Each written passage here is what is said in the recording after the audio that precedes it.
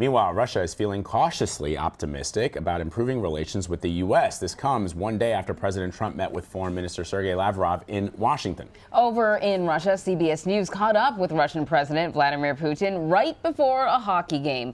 Elizabeth Palmer has more on her exclusive conversations with Putin and his spokesman. Hello, Mr. Putin. President Vladimir Putin, game face on, came down the tunnel and paused to make a political point. How will the firing of James Comey affect U.S.-Russia relations? Увольнение? Да никак не повлияли. There will be no effect. Ваш вопрос выглядит, вы меня не сердитесь, пожалуйста, он выглядит смешным для меня. Your question looks very funny for me. Don't be angry with me. Мы не имеем к этому никакого отношения. We have nothing to do with that.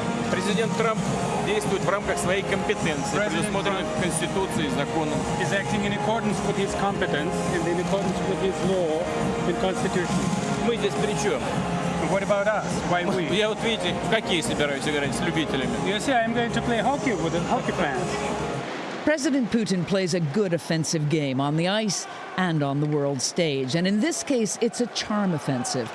His comments supporting Donald Trump were bolstered in Washington by the appearance of Russia's Foreign Minister Sergei Lavrov in the Oval Office with President Trump. Also there, the controversial Russian ambassador Sergei Kislyak, whose contacts with the Trump team were being investigated by the FBI under the now fired James Comey. Back at the hockey rink, Kremlin spokesman Dmitry Peskov led us to a back room to insist one more time that Russia has been unfairly blamed for meddling in U.S. affairs. This cloud of suspicion around Russia and Russia's intentions has just got thicker. How do you repair your reputation? Well, actually, we are extremely sorry about that.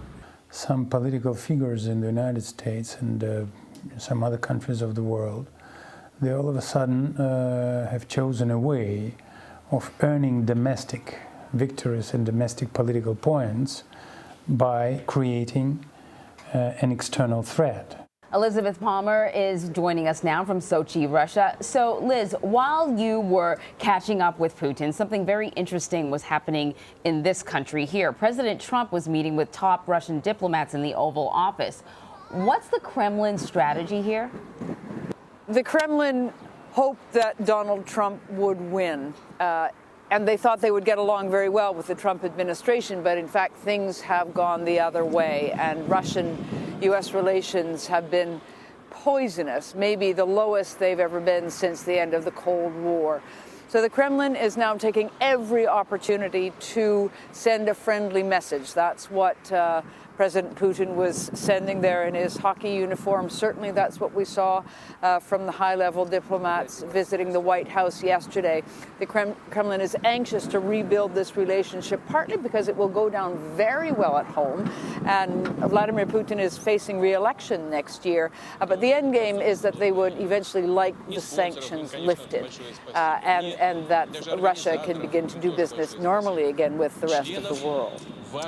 And so, Liz, from your interviews with Putin and Dmitry Peskov, what's your sense that Russia actually wants to improve U.S. relations? Because there are a lot of issues on the table, most notably Syria.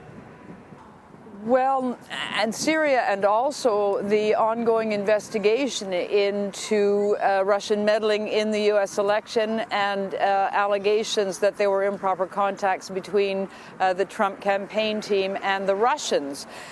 So at the moment, they're batting those away, saying, we didn't meddle.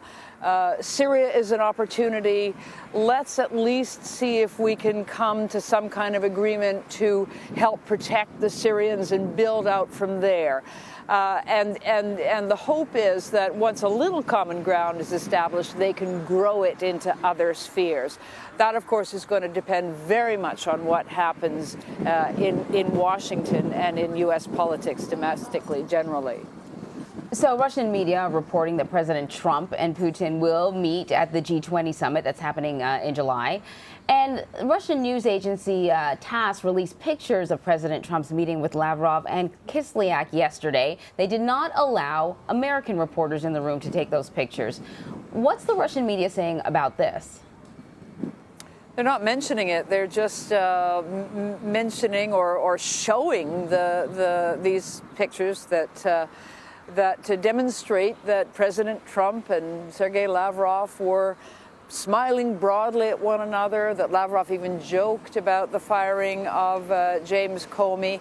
The overwhelming impression that Russians will be getting from their own media today is the sun has broken through the clouds. In fact, one of the Russian newspapers even said there has been a warming up, and the Kremlin so confident this morning that it said, Dmitry Peskov said publicly, we're cautiously optimistic that U.S. relations are now going to improve. The big test will be, or the next big test will be at the G20 summit in Germany in July, when Presidents Putin and Trump are expected to meet face to face. But we may look back on this last 24-hour period and say that was when the Russians managed to turn their poisonous reputation in Washington around and began to clear the air, to rebuild a working relationship with the Trump administration and the U.S. All right, Elizabeth Palmer in Sochi, Russia. Thank you so much, Elizabeth.